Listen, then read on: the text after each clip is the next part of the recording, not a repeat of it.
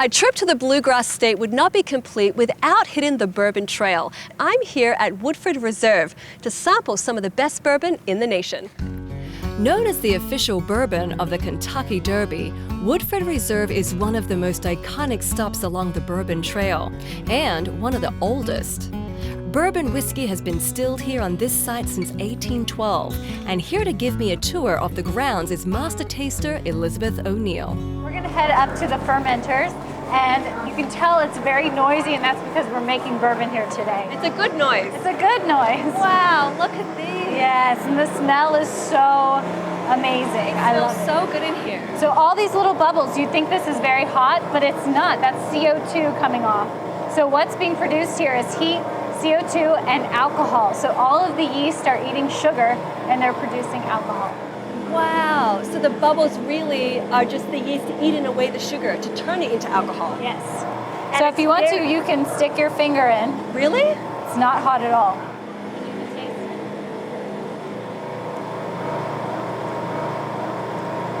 It's kind of sweet. You can taste a little bit of the bitterness, because this is what beer is. At the end of this process, it will be beer. You can taste the fermentation almost. You know it's the process You is know happening. that it's fermenting right now. So for 5 to 7 days, the liquid will sit in here to ferment. And then what happens next? And then it goes into our beer still. So to clarify, the mixture actually is beer at this point, just made with corn instead of hops. It's the distilling process that puts it on the path towards bourbon. So these are what I like to think of very famous copper pot stills. Woodford Reserve is triple pot distilled. So we have these amazing pot stills which were brought over from Scotland. So when it comes in, it's going to go in the bottom. This is our beer still. It's our massive still. It is where we put all of our mash in here, and it's just simply separating out the solids from the vapor, the alcohol vapors. Got it. So it's a little grungy is what we call it. It's just, it's got every flavor in there. So there's 3 different vats going through 3 different systems. Correct. So it starts here, works its way down to the high wine still, and then we end up in our spirit still.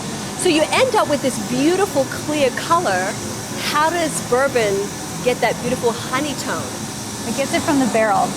All color in your bourbon comes 100% from those barrels. So after sitting in a barrel for at least 4 years, that whiskey is finally Kentucky bourbon.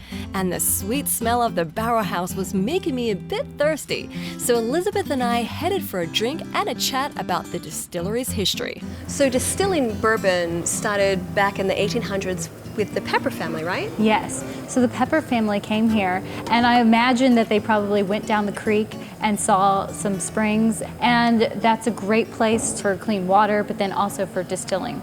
And that is why bourbon is here. So it's a spring. Yes. And it has something to do with limestone that makes this particular bourbon so wonderful. That's correct. So the limestone filtered water, it naturally filters out any iron that may be in the water, which can cause off flavors in your bourbon.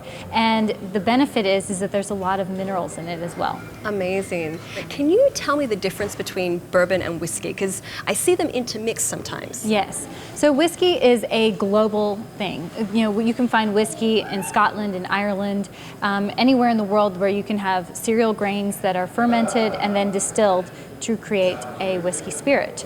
But bourbon is very particular to America. There are a lot of strict guidelines around it. It has to be 51% corn. It cannot be distilled over 160 proof. It cannot go into a barrel over 125 proof. That barrel must be new charred oak, and it cannot be bottled under 80 proof. Let's talk about what you have here. You have some glasses poured. What are we looking at here? So this is both our Distiller's Select and our Double Oaked. And if you notice when you look at the color, the Double Oaked is much darker and Distiller's Select is a lot lighter. Okay. Now the Distiller's Select, when you nose it, there's not any one note that comes out. It's a little more, it's balanced. You smell really great sweetness, you get some fruit character. And if you want to taste, it's just a great, easy to sip bourbon. That's wonderful, Elizabeth. That's truly wonderful. Thank you. And this is the double oak? This is the Double Oak.